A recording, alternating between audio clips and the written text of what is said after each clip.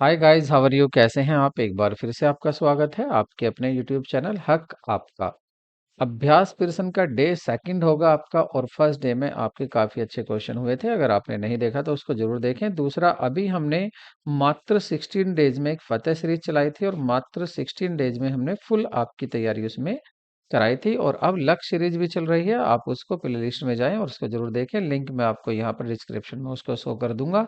लक्ष्य सीरीज में आपको बीएसटी के क्वेश्चन मिलेंगे, बीएसटी और एंटरप्रेन्योरशिप, और फतेह सीरीज में आपके अकाउंटेंसी के टोटल कोर्स आपको प्रोवाइड फ्री ऑफ कॉस्ट यहाँ पर हमने आपके लिए प्रोवाइड किया हुआ है। यदि आप फर्स्ट टाइम चैनल पर आए हैं तो चैनल को सब्सक्राइब करना, वीडियो को लाइक करना बिल्कुल ना भूलें। शुरू करते हैं आज की वीडियो को। क्वेश्चन बहुत अच्छा है। फर्स्ट क्वेश्चन देखते हैं। As we know that benefit of the expenses enjoy only for one accounting period, whereas as benefit of expenditure is enjoyable for the long period. देखिए, कुछ which of the following is not the example of the enjoyable for long period expenditure. जैसा कि हम जानते हैं कि व्यय का लाभ जो है केवल एक लेखा अवधि के लिए प्राप्त होता है, जबकि व्यय ऐसे भी होते हैं जिनका लंबी अवधि के लिए लाभ प्राप्त होता है। जैसे एक साल, कुछ तो खर्चे ऐसे होंगे जिनका एक साल के लिए बेनिफिट मिल रहा है, कुछ खर्चे ऐसे होंगे जिनका कई कई 5 साल, 10 साल, 15 साल ऐसे बेनिफिट मिलता है। तो ये दो तरह के खर्चे होते हैं। तो निम्नलिखित में से कौन सा ऐसा व्यय लंबी अवधि के लिए प्राप्त का उदाहरण नहीं है? अब आपको ऐसा बताना है कि इसमें से ऐसा खर्चा बताइए जिससे लंबी अवधि का आपको बेनिफिट नहीं मिलेगा। बेसिक सा क्वेश्चन से बिल्कुल। देखिए, बिल्डिंग होगा, मशीनरी होगी, ऑफिस इक्विपमेंट होंगे, या सैलरी होगी। तो सही ऑप्शन होगा आपका सैलरी। जो आप वेतन देते हैं तो वेतन आपको हर साल, मतलब हर महीने, हर साल आपको देना होता है। ये नहीं है कि आज आपने वेतन दिया इस साल तो उसका बेनिफिट आगे भी सालों में मिलेगा, ऐसा नहीं है। तो फर्स्ट का आपका ऑप्शन हो गया डी। बिल्कुल बेसिक क्वेश्चन है, और ये आपका क्या क्लियर करा रहा है? ये क्लियर करा रहा है कि हाँ, एक्सपेंडिचर दो तरह के होते हैं, एक आपके होते हैं लॉन्ग पीरियड के लिए, एक शॉर्ट पीरियड के लिए। नेक्स्ट क्वेश्चन देखते हैं। सो क्वेश्चन होगा आपका, Mehta and sons making is software and it will take 2 और 3 years to make this software. देखिए, मेहता एंड सन्स जो है एक सॉफ्टवेयर बना रही है, और उस सॉफ्टवेयर को बनने में 2 से 3 साल तक अभी लग जाएंगे। तो it is so in the balance sheet as. तो अब आपको इसको बैलेंस शीट में दिखाना है। तो आप इसको बैलेंस शीट में कहाँ दिखाएंगे? Not so in the balance sheet, क्या बैलेंस शीट में नहीं दिखाएंगे? या वर्क इन प्रोग्रेस, इसको आप वर्क इन प्रोग्रेस में दिखाएंगे? या कैपिटल वर्क इन प्रोग्रेस, या आप कैपिटल वर्क इन प्रोग्रेस दिखाएंगे? या इंटेंजिबल एसेट अंडर डेवलपमेंट? तो देखिए, सही ऑप्शन होगा आपका D, intangible asset under development. देखिए, बैलेंस शीट में तो दिखाया जाएगा क्योंकि आपको कुछ इसमें पैसा भी लग चुका है, और आपका आधा ये बनकर तैयार है। वर्क इन प्रोग्रेस इसलिए नहीं दिखा सकते क्योंकि ये क्या है, ये वर्क इन प्रोग्रेस होगा आपका यदि आपका कार्य कंस्ट्रक्शन वगैरह का हो रहा है, और कैपिटल वर्क भी वही होगा लेकिन टेंजिबल के लिए होगा। यह इंटेंजिबल की बात हो रही है। सॉफ्टवेयर आपका क्या होता है? कॉपीराइट सॉफ्टवेयर, ये इंटेलेक्चुअल प्रॉपर्टी राइट्स होते हैं। और आपका कॉपीराइट, पेटेंट और ट्रेडमार्क, ये सब क्या होते हैं? इंटेंजिबल एसेट होती है। तो सही आंसर होगा आपका इंटेंजिबल एसेट अंडर डेवलपमेंट, विकास के तहत अमूर्त संपत्ति। नेक्स्ट क्वेश्चन देखते हैं। So pick the correct order of the following. आपको इनका सही क्रम चुनना है। सही क्रम क्या है इनमें, वो चुनना है आपको। सबसे पहले रिकॉर्डिंग आएगा, फिर समराइजिंग आएगा, उसके बाद एनालिसिस एंड इंटरप्रिटेशन होता है, और देन कम्युनिकेटिंग होता है। या पहले रिकॉर्डिंग होता है, फिर कम्युनिकेटिंग होता है, एनालिसिस होता है, या इंटरप्रेटिंग या समराइजिंग होता है। या सबसे पहले आपका रिकॉर्डिंग होगा, फिर आपका क्लासिफाइंग होगा, फिर समराइजिंग होगा, एनालाइजिंग होगा, इंटरप्रिटेशन होगा। या आपका लास्ट ऑप्शन, सबसे पहले आइडेंटिफाई करेंगे, देन मेजरिंग करेंगे, देन रिकॉर्डिंग करेंगे, देन कम्युनिकेटिंग करेंगे।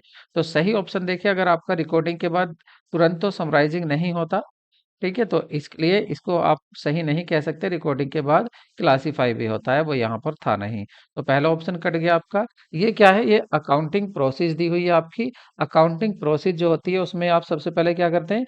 आइडेंटिफाई करते हैं। आइडेंटिफाई के बाद फिर आप उसको मेजरिंग करते हैं मनी टर्म में, और उसके बाद उसकी रिकॉर्डिंग करते हैं, फिर उसकी एनालिसिस करते हैं, और उसको फिर समराइजिंग करते हैं। और समराइजिंग के बाद आप उसकी इंटरप्रेटिंग एंड देन कम्युनिकेटिंग करते हैं। तो ये प्रोसेस होती है आपकी पूरी अकाउंटिंग की। तो आप इसको अच्छे से लर्न कर लें। तो सही ऑप्शन क्या होगा आपका? डी। डी। ठीक है, नेक्स्ट क्वेश्चन देखते हैं। Which qualitative characteristics of accounting information is reflected when accounting information is clearly presented? जब देखिए अकाउंटिंग जितनी भी आपकी जानकारी है, अकाउंटिंग इंफॉर्मेशन है, अगर उनको सही तरह से प्रस्तुत किया जाता है तो उनमें कौन-सी क्वालिटेटिव कैरेक्टरिस्टिक्स कौन-सी उनमें विशेषता झलकती है? गुणात्मक विशेषता कौन-सी होती है? क्या रिलेवेंस होती है? अंडरस्टैंडेबिलिटी होती है? रिलायबिलिटी होती है? कंपेरेबिलिटी होती है? तो सही आंसर होगा अंडरस्टैंडेबिलिटी। अगर सही समझ में आ रही हैं, क्लियरली समझ में आ रही हैं, इसका मतलब वो क्या है? अंडरस्टैंडेबल है। ठीक है? नाम से ही आ रहा था इस अंडरस्टैंडेबल। नेक्स्ट क्वेश्चन देखते हैं। देखिए Shyam is accountant in a partnership firm. एक पार्टनरशिप फर्म में अकाउंटेंट है कौन? Shyam. He follow the accounting concept principle जो भी है एंड कन्वेंशंस वो फॉलो कर रहा है, उनको मान रहा है। विच प्रिपेयरिंग फाइनल अकाउंट। देखिए जो फाइनल अकाउंट बनाने के लिए आपकी कॉन्सेप्ट हैं, अकाउंटिंग कन्वेंशंस हैं, उनको वो फॉलो अच्छे से कर रहा है। He makes provision for the doubtful debts at the rate 5% on debtors every year. और हर साल क्या करता है वो, जो भी डेटर्स होते हैं उन डेटर्स पर 5% क्या बनाता है? 5% वो बना रहा है प्रोविजन। डाउटफुल डेब्ट्स के लिए प्रोविजन बना रहा है कि हो सकता है 5% पैसा ना मिले। तो इस प्रोसेस में श्याम जो अपना अकाउंटिंग प्रिंसिपल फॉलो कर रहा है, जो श्याम अकाउंटिंग प्रिंसिपल या सिद्धांत को फॉलो कर रहा है, वो कौन सा सिद्धांत है? गोइंग कंसर्न, चालू व्यवसाय की अवधारणा, या प्रूडेंस प्रिंसिपल।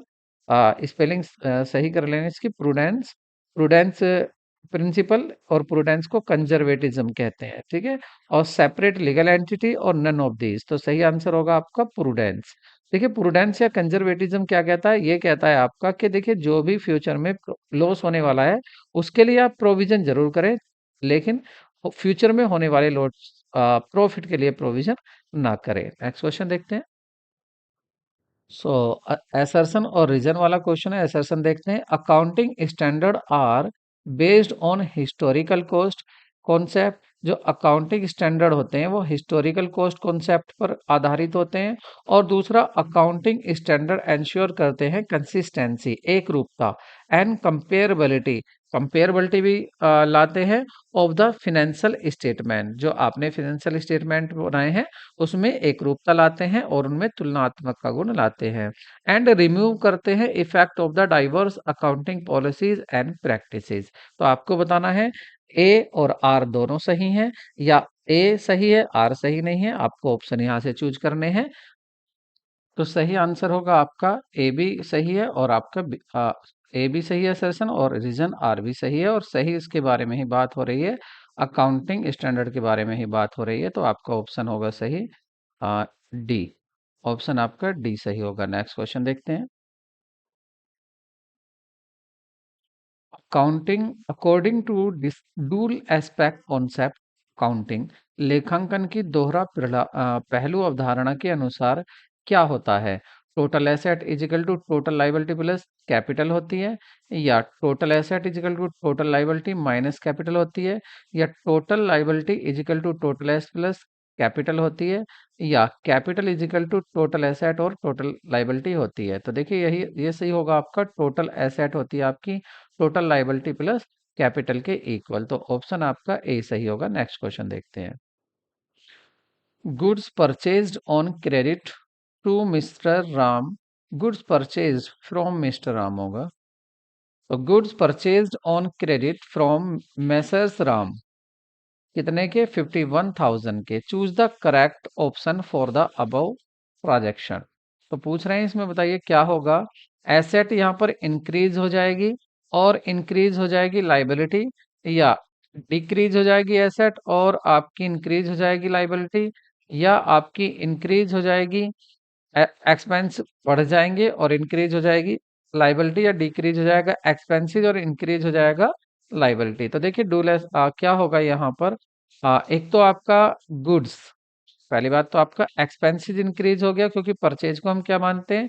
परचेज को हम एक्सपेंसेस मानते हैं। तो यहाँ पर एक्सपेंसेस जो था वो आपका इंक्रीज हो गया है और साथ में आपने पैसे नहीं दिए, इसका मतलब आपकी लाइबिलिटी भी इंक्रीज हो गई है।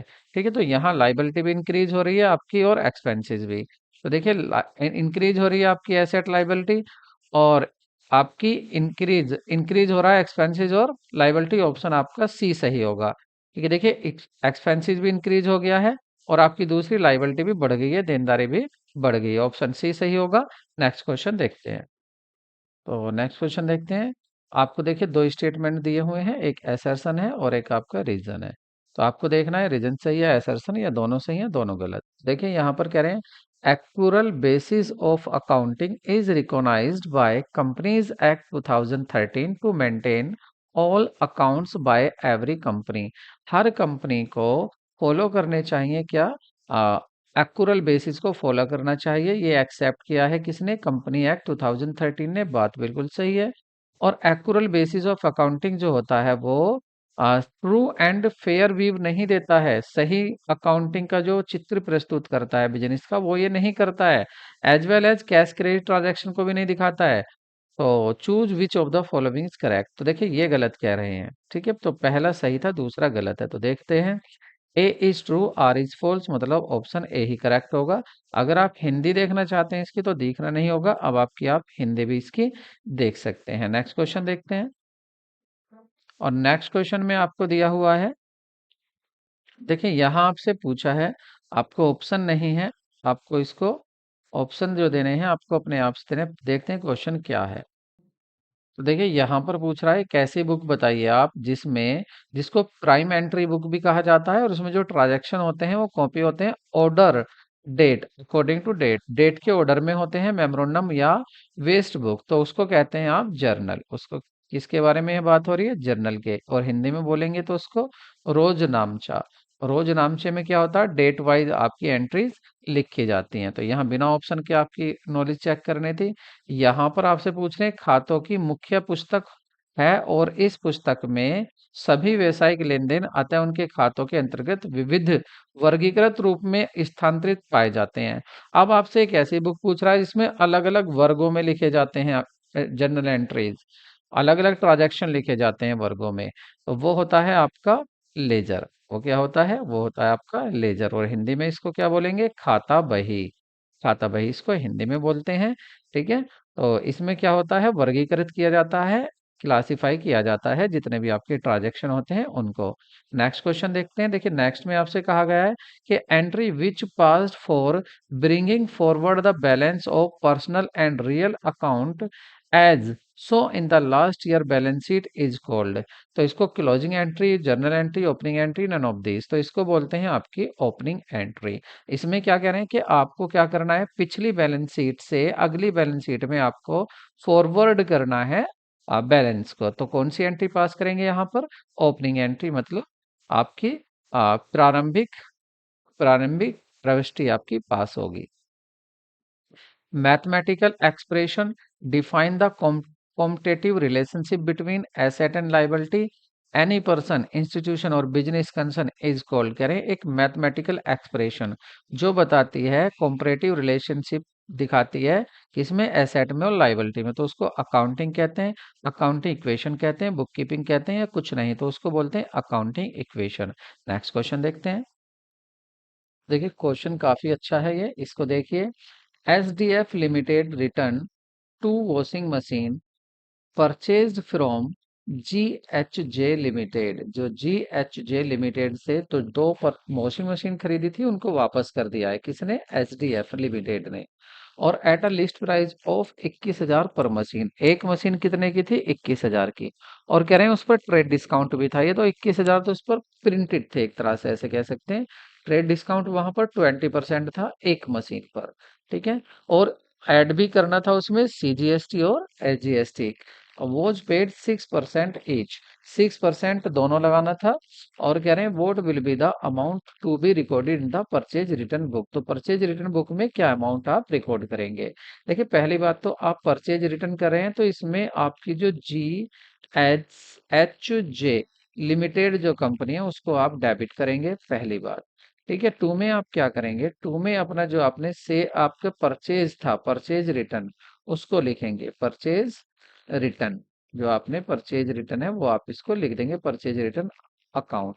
और इसी के साथ साथ आपकी जो इनपुट जो आपने जब पेड की थी, देखिए जब जीएसटी देते हैं तो सीजीएसटी, जब जीएसटी देते हैं तो इनपुट जीएसटी होती है, और जब जीएसटी कलेक्ट करते हैं तो आउटपुट सीजीएसटी होती है। ये भी आपको पता होना चाहिए, ठीक है। लेकिन यहाँ पर क्या लिख रहे हैं हम, यहाँ पर हम जो लिख रहे हैं, यहाँ हम लिख रहे हैं कौन सी को, हम लिख रहे हैं कि अब जो आपने पेड की थी वो वापस हो रही है। यहाँ पर तो S G S T account, तो ये अकाउंट हो जाएंगे, ठीक है। इस तरह से आप जनरल एंट्री पास करेंगे। अब बात कर लेते हैं अमाउंट की, कि अमाउंट कैसे लिखेंगे।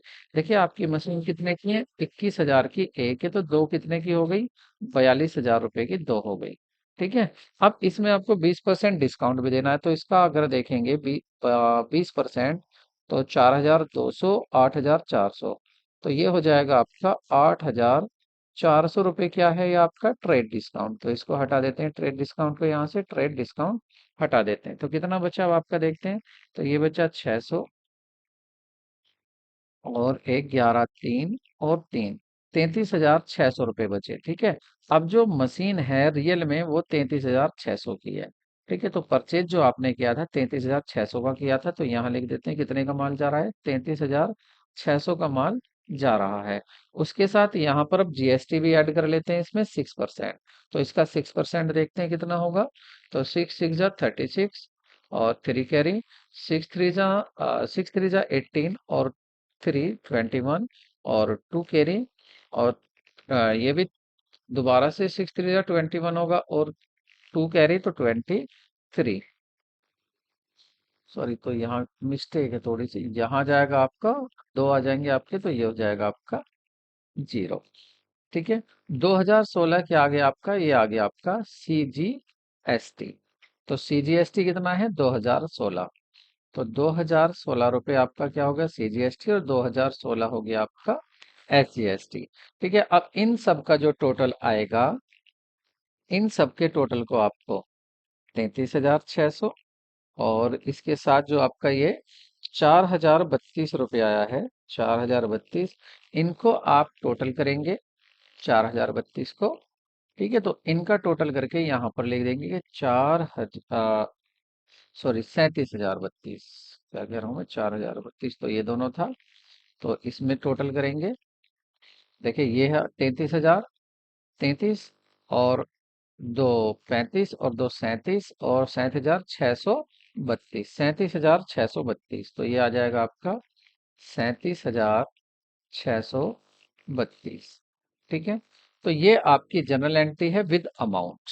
अब आप देखिए इसने क्या कहा था, amount recorded in the purchase return book, तो परचेज रिटर्न बुक में देखिए यहाँ की बात कर रहे हैं, परचेज रिटर्न बुक की, तो परचेज रिटर्न बुक में देखिए कितना अमाउंट आ रहा है, तो परचेज रिटर्न बुक में आ रहा है आपका 33,600, 33,600, तो ऑप्शन चूज कर लीजिए, ऑप्शन आपका ए करेक्ट होगा।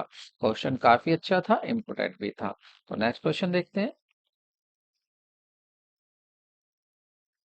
सो देखते हैं यहाँ पर on inter state sale of goods, आप इंटर स्टेट सेल कर रहे हैं गुड्स की, तो which of the following account is credited, तो कौन सा अकाउंट आप क्रेडिट करेंगे। तो देखिए जब आप गुड्स इंटर स्टेट कर रहे हैं, इंट्रा स्टेट, सॉरी इंटर ने इंट्रा स्टेट, मतलब एक ही स्टेट में, जैसे अगर हरियाणा में, तो हरियाणा के अंदर ही खरीदने वाला है, हरियाणा के अंदर बेचने वाला है। अगर बिहार की बात करें तो बिहार में ही खरीदने वाला है, बिहार में बेचने वाला है। यूपी की बात करें तो यूपी में ही सेल है, यूपी में ही परचेजर, दोनों एक ही जगह है। तो आप इंट्रा स्टेट कर रहे हैं, और इंटर स्टेट कैसे होता, अगर आप अगर आप हरियाणा की बात करें, यहाँ यूपी और यहाँ पर बिहार, ऐसे ले लेते हैं, तो देखिए अगर यहाँ पर इन स्टेट में सेल होगी, तो यहाँ पर फिर उसको बोलेंगे इंटर स्टेट, और ये क्या है इंट्रा स्टेट, एक ही स्टेट के अंदर। तो जब आप ऐसा करते हैं तो आपको, आप क्या कर रहे हैं सेल कर रहे हैं, तो एंट्री क्या बनाएंगे आप, आपको कैश मिलेगा, नगद सेल कर रहे हैं तो कैश अकाउंट डेबिट, और टू, टू क्या मिलने वाला है आपको, टू आपकी सेल अकाउंट होगा, सेल अकाउंट डेबिट, और टू के साथ आपका होगा आउटपुट, मैंने अभी बताया था ना, जब आप कलेक्ट करेंगे, जब आप सेल कर रहे हैं तो आपको जीएसटी मिलेगी, तो आउटपुट आपकी होगी सीजीएसटी, आउटपुट क्या होगी CG C G S T, C G S T, और two output S G S T. ठीक है, output C G S T, output S G S T. और यहाँ पर आपका, और तो अब आप यहाँ देखेंगे तो देखिए इनपुट का तो काम ही खत्म, यहाँ आउटपुट तीन नाम दिए हुए हैं। अब तीनों में बात हो रही है इंट्रा स्टेट की, एक ही स्टेट में दोनों ही अप्लाई होती हैं, सीजीएसटी भी लगती हैं। इंट्रा का मतलब एक ही स्टेट में, और आपकी सीजीएसटी भी लगती है। तो आपका इसका मतलब ऑप्शन यहाँ क्या होना चाहिए? ऑप्शन होना चाहिए यहाँ पर दोनों, आपका आउटपुट सीजीएसटी भी और आउटपुट एसजीएसटी भी। ठीक है, तो ये दोनों अप्लाई होंगे। सही आंसर जो होगा यहाँ पर वो होगा बी और डी। आंसर क्या होगा? बी एंड डी करेक्ट होगा। ठीक है, इसने पूछा है कि क्रेडिट कौन सा होगा अकाउंट, तो अकाउंट क्रेडिट तो यहाँ पर तीन हो रहे हैं, लेकिन दो के नाम दिए हुए हैं, तो दोनों के नाम दिए हुए हैं, तो दोनों को ही क्रेडिट कर देंगे हम यहाँ पर। तो आंसर आपका बी और डी होगा। याद रखना, अगर आपको जीएसटी मिल रही है, आप सेल कर रहे हैं, तो आपको जीएसटी मिल रही है, तो आप उसको ये ना सोचें मेरी इनकम है, ये आपकी क्या है? लाइबिलिटी है। आपको ये साल पूरी होने पर गवर्नमेंट को जमा, गवर्नमेंट के अकाउंट में जमा करने पड़ेंगे ये पैसे। तो ये तो ऐसे समझिए आपको गवर्नमेंट का हिस्सा मिल रहा है जो आप माल बेच रहे हैं उसमें से। ठीक है, तो नेक्स्ट क्वेश्चन देखते हैं। और नेक्स्ट क्वेश्चन आपसे पूछा गया है, जीएसटी कलेक्टेड ऑन सेल। अगर आप सेल पर जीएसटी कलेक्ट कर रहे हैं, मतलब आउटपुट जीएसटी, तो इज आ, तो इसको आप क्या मानेंगे? Cost, liability, asset, income. तो मैंने कहा ना, अभी आप इसको इनकम नहीं मानेंगे, आप इसको लाइबिलिटी मानेंगे। क्योंकि देखिए आप जो गुड्स बेच रहे हैं, माना ये गुड्स है आपका 1,000 रुपए का, आप इसको बेच रहे हैं 1,000 रुपए का, तो 1,000 रुपए में आपको इस पर जीएसटी भी लेनी पड़ेगी सरकार की। और खरीदने वाला अगर मिस्टर ए है, तो मिस्टर ए आपको 1,000 रुपए तो इसके देगा, प्लस इस पे जीएसटी भी देगा। 10 रुपए 60 रुपए इस पे जीएसटी दे सकता है। तो ये जीएसटी आपको क्या करना है? अगर आप मिस्टर पी हैं, तो आपका ये काम है कि आपको जो जीएसटी मिल रही है ना सरकार के नाम की, आप इसको अपने इकट्ठी करते रहें, और साल के लास्ट में अपने जीएसटी एडजस्ट कर लेना। एडजस्ट करने के बाद फिर जो आपने मतलब पेड किया, जस्ट का मतलब जो आपने पेड किया उसको काट लेना, और बाकी जो बचे वो गवर्नमेंट के अकाउंट में जमा कर देना। तो ये गवर्नमेंट की लाइबिलिटी है। ठीक है, आपको ये लाइबिलिटी माननी है, इसको आप ना इनकम मानेंगे ना ही अपना एक्सपेंसेस मानेंगे। नेक्स्ट क्वेश्चन देखते हैं। देखिए नेक्स्ट क्वेश्चन आपका, the following expenses were incurred of the petty cashier during the month of the November 2020। Postage 1,200 रुपए का है, कन्वेंस 500 रुपए का है, और सन्ड्रीज छोटे छोटे हैं आपके खर्चे, वो 300 रुपए के हैं। इम्प्रेस्ड अमाउंट आपका 8,000 रुपए है। Then what will be the amount to reimbursed to him. तो री इम्ब्रेस्ड अमाउंट कितना होगा? री इम्ब्रेस्ड अकाउंट का मतलब है दोबारा से आप, देखिए अब यहाँ पे ये गलती मत कर देना कि भाई, देखिए पैटी कैसी बुक क्या है? जो आपका मेन कैशियर होता है, कौन? मेन कैशियर होता है, वो क्या करता है? वो पैटी कैशियर को हर महीने कुछ पैसा दे देता है। जैसे उसने 8,000 रुपए दे दिए, चलो भाई छोटे मोटे खर्चे आप कर लेना। तो ये 8,000 इम्प्रेस्ड कैश होता है, इम्प्रेस्ड कैश होता है। ठीक है, अब वो जो पैटी कैशियर है वो क्या करेगा? इसमें से खर्चे करेगा। तो देखिए उसने कितना खर्चा किया है, ये खर्चा किया 500 800 जो भी किया, उसके बाद इसको कम करने के बाद वो क्या करेगा? जो भी पैसा बचेगा उसको दोबारा से, ये जो मेन कैशियर है इसको दोबारा से पूरा करेगा। दोबारा से पूरा करेगा मतलब कितने दिए थे पहले? 8,000, तो 8,000 रुपए ही उसको दोबारा देगा। तो 8,000 रुपए वो दोबारा देगा, तो दोबारा उसको कितने पूरे करने पड़ेंगे? 8,000 रुपए पूरे करने पड़ेंगे। तो इम्प्रेस्ड कैश क्या होगा? 8,000। तो 8,000 रुपए दोबारा से पूरे करने पड़ेंगे। आप ये ना सोचना कि आप 8,000 में से इसमें माइनस कर दे खर्चों को, और जो बचा वो नहीं, वो बचा नहीं, बैलेंस नहीं पूछ रहा है, ये आपसे पूछ रहा है इम्प्रेस्ड, री इम्प्रेस्ड अमाउंट। ठीक है, तो ये आपका आंसर होगा आपका सी। नेक्स्ट क्वेश्चन देखते हैं। Which of the following is a principal book. तो प्रिंसिपल बुक किसको कहते हैं? जर्नल को, लेजर को, ट्रायल बैलेंस को, बैलेंस शीट को। तो सही ऑप्शन होगा आपका लेजर। नेक्स्ट क्वेश्चन देखते हैं। लेजर मतलब खाता बही, लेजर को हिंदी में क्या बोलेंगे? खाता बही बोलेंगे। What is the validity of the registration of certificate, ये देखिए अगर आपने जीएसटी का रजिस्ट्रेशन कराया है तो पूछ रहे हैं कि उसका रजिस्ट्रेशन का जो सर्टिफिकेट होगा उसकी वैलिडिटी कितने साल की। तो सही ऑप्शन आपका 5 साल, 10 साल, 15 साल या वैलिड अंटिल कैंसिल्ड और सरेंडर है, या जब तक आप इसको कैंसिल नहीं कराते या सरेंडर नहीं करते हो तब तक वैध है। तो ये सही ऑप्शन होगा आपका डी। इसकी कोई टाइम पीरियड नहीं होता है, जब तक आप जीएसटी रजिस्ट्रेशन को कैंसिल नहीं कराएंगे, सरेंडर नहीं कराएंगे तब तक ये वैलिड होता है। तो आप इसमें कंफ्यूज ना हो, आप इसको अच्छे से याद रखें, क्वेश्चन अच्छा था। तो देखिए यहाँ बात करते हैं cash column in the cash book can not have a credit balance. कह रहे जो कैश कॉलम है किसकी, कैश बुक की, उसका क्रेडिट बैलेंस नहीं होता। पहली बात कह रहे credit balance have not a credit balance, कभी भी उसका क्रेडिट बैलेंस नहीं होता है। सही कह रहे हैं, क्रेडिट बैलेंस नहीं होता है क्योंकि कुछ सीधी बात है, आपके पास जो कैश पैसा है, देखिए ये है आपकी कैश बुक, यहाँ बना लेता हूं मैं, ये है आपकी कैश बुक, और इस कैश बुक में ये है डेबिट साइड और ये है क्रेडिट साइड। डेबिट साइड में क्या है, आपके पास कहाँ से पैसा आया वो लिखते हैं आप। तो ये हमेशा आपका आया हुआ ज्यादा होगा, गया हुआ कम होगा। या आप 1,000 अगर आपके पास आए तो 1,000 ही तो खर्च कर सकते हो, या इससे ज्यादा भी खर्च कर दोगे तो कभी भी आपका इधर का बैलेंस नहीं आता, डेबिट ही बैलेंस होता है। और ये कह रहे हैं यहाँ पर have a credit balance, have not credit balance, कि क्रेडिट बैलेंस नहीं होता। बात सही कह रहे हैं, ये क्रेडिट बैलेंस नहीं होता, डेबिट बैलेंस ही होता है। फिर कह रहे हैं bank overdraft is a liability, bank overdraft liability होता है, ये भी बात सही कह रहे हैं। तो देखो यहाँ पर बात तो ये बैंक ओवरड्राफ्ट की कर रहे हैं, यहाँ कैश बुक की करें, तो है तो स्टेटमेंट दोनों सही है ना, दोनों स्टेटमेंट सही तो हैं, लेकिन एक्सप्लेनेशन एक के ही बारे में नहीं हो रहा। ठीक है, असर्शन रीजन नहीं है, ये दोनों स्टेटमेंट है तो दोनों स्टेटमेंट करेक्ट है। तो आपको करना है बोथ 1 and 2 आर ट्रू, दोनों स्टेटमेंट सही है, क्योंकि देखिए यहाँ पर भी बात सही कही गई है और ये भी बात सही कही है। ओवरड्राफ्ट क्या होता है, लाइबिलिटी। अगर आपका करंट अकाउंट है और आपने जो पैसे जमा थे बैंक में उससे ज्यादा निकाल लिए तो वो ओवरड्राफ्ट कहलाता है। ठीक है, वो बैंक ओवरड्राफ्ट होता है। नेक्स्ट क्वेश्चन देखते हैं, बैंक रिकंसिलिएशन स्टेटमेंट इज, तो ये एक पार्ट होता है पासबुक का, या स्टेटमेंट प्रिपेयर्ड बाय बैंक, या बैंक के द्वारा तैयार किया जाता है, या cash book related to cash column, या ये कैश बुक से रिलेटेड होता है उसके कैश कॉलम से, या I statement prepared by the all business, या जो बिजनेस के द्वारा तैयार किया जाता है जिसको सभी बिजनेस तैयार करते हैं। तो देखिए अगर मैं कहूँ इसको पासबुक का एक पार्ट होता है, तो पासबुक का एक पार्ट नहीं, अलग से बनाया जाता है, गलत करें। स्टेटमेंट बैंक नहीं तैयार करता, इसको ये भी कट गया।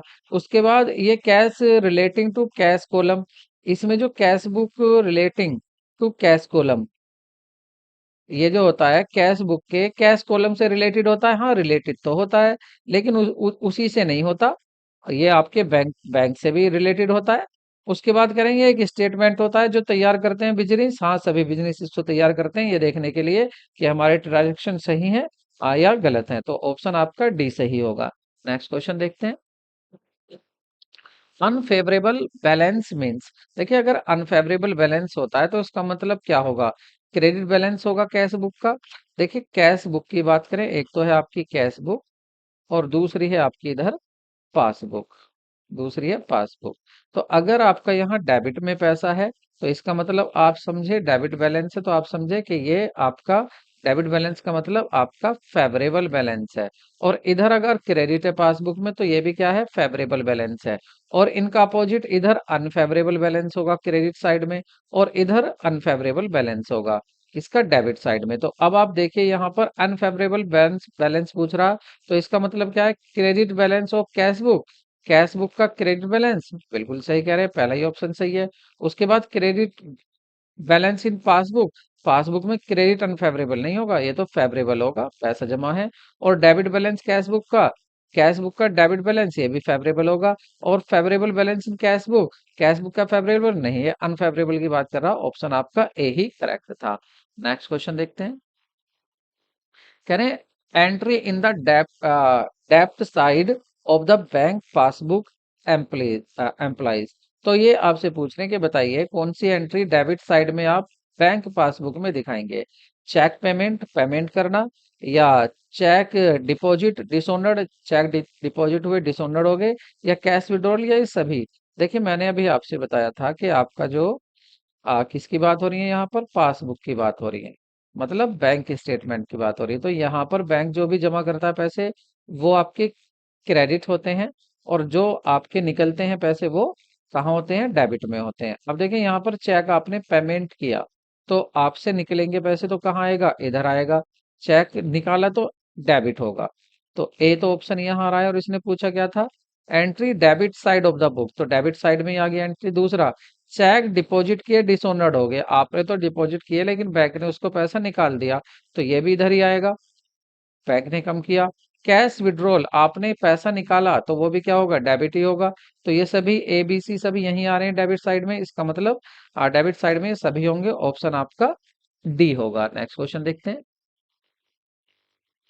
A wrong entry of debit side of cash book would lead to, करें, cash book show more balance. A wrong entry on debit side of the cash book would lead to, तो कौन सी lead कर रही है wrong entry debit side में, cash book show मोर balance, cash book ज्यादा balance दिखा रही है, इसका मतलब डेबिट साइड ज्यादा आ रही है आपकी।